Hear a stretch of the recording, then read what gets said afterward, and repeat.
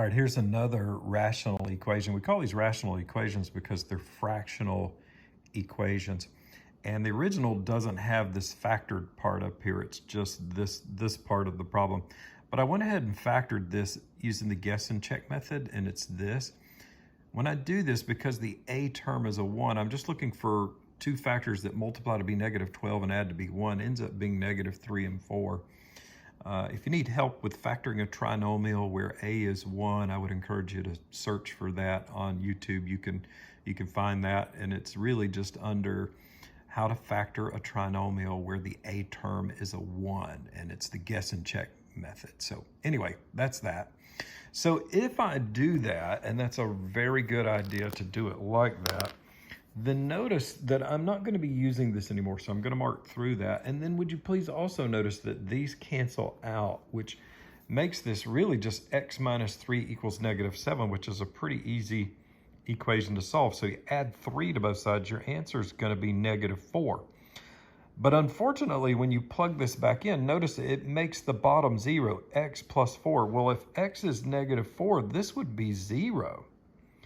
And I cannot use any answer that I might get if it makes a denominator 0.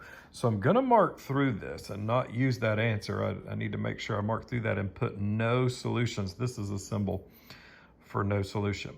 Now, alternatively, if I had taken the original problem and made a fraction over here and a fraction over here, I could have cross multiplied.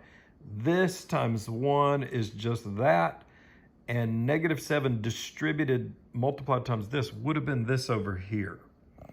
And if you get everything on one side, it looks like this. So taking all these and moving them over here, it's going to be set equal to 0. If you factor this using the guess and check method, you get this, which means your answer is negative 4 for both of those. Well, we've already mentioned that we can't use that because of this. So this is the simpler way to do the problem. Try to factor and cancel and then get to your correct answer, which is no solution. But what I wanted to do this for is to show you that even if we had done it the long way without the canceling, we still would have gotten an answer that we could not use. So we cannot use this answer. It would have been no solutions also because you can't divide by 0.